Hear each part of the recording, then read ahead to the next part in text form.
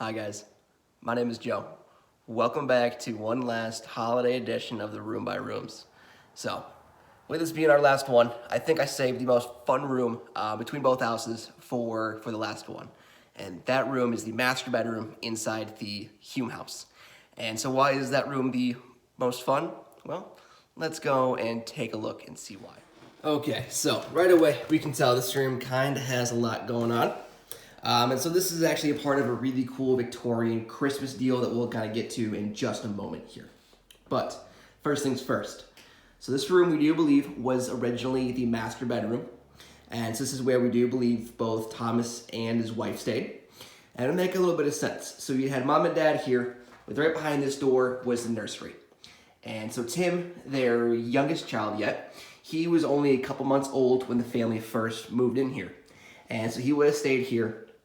And being so close would have made it a lot easier for mom and dad to reach him if there's any problems, whether he was crying, needed food, changing, or anything else.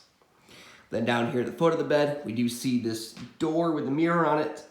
And this will lead you to a nice Jack and Jill bathroom. And this bathroom, we're not quite sure when it was installed, but we do know they did kind of add this later on, and they did have this during the 20s here. And so they kind of make room for this.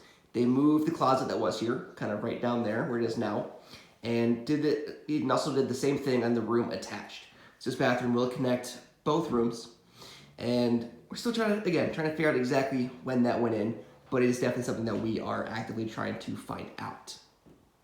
Now, style-wise, as you can tell, this room is a little more plain than most, a little kind of underwhelming for what we've come to expect from these houses. And that is because we don't have this room, at least wallpaper-wise, set for the correct time frame. So at this point, all the wall treatments and window treatments were done by the designer show house. But this room is most definitely on our list of rooms to get time period proper wallpaper into.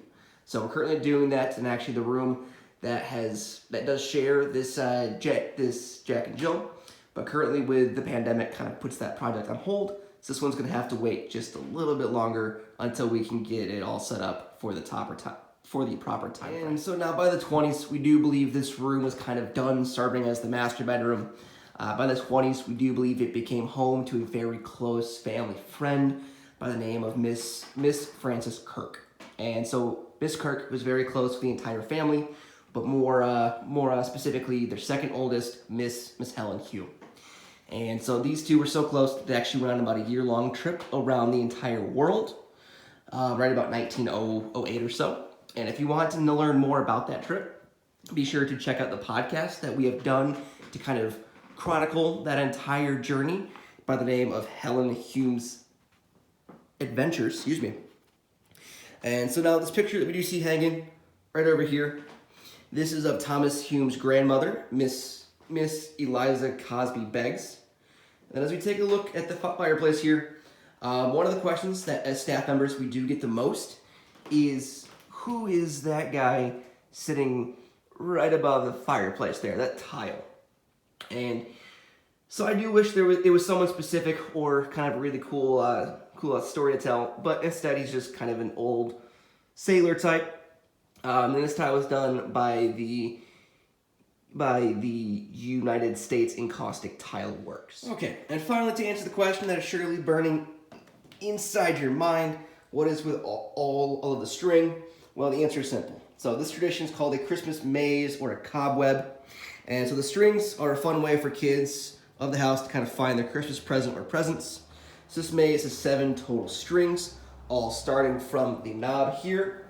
And so there's 7 strings, 1 for each Hume child: Margaret, Helen, Miss Annie Eliza, George, Florence, Constance, and then of course Tim. And so the exact origins of this are not known, but examples of it kind of appear in accounts of Christmases in the late 1800s. So each different thread will lead to a different present that you can kind of see here. And so the presents themselves would normally be hidden, but for this case, kind of help explain this, we do leave them out.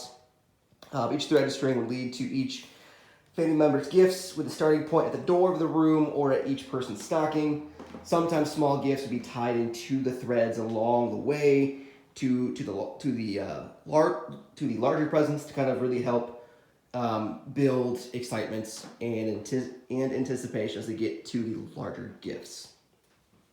And so this may be an older deal, but it's definitely kind of something that I do want to bring back. It's just really tough for the staff here to decide what is more fun, actually following the string and finding your present, or actually being the ones to help set up this room, because as you can tell, we kind of just throw the string everywhere, all over the place, to really make sure it kind of has that whole maze cobweb look. And so long as everything gets back towards the doorknob and everything ends with the presents, there's no really right or wrong way to do it. It's just really kind of a fun setup, especially for kids as they're trying to find all of their presents. So I'll go ahead and wrap up this last room by room. Now, I hope you guys really enjoyed seeing the houses set up for Christmas. We really do enjoy kind of showing the houses in as many ways as what we can. So we really do hope you guys have a safe and happy holidays, and we hope to see you guys back here at the sites real soon.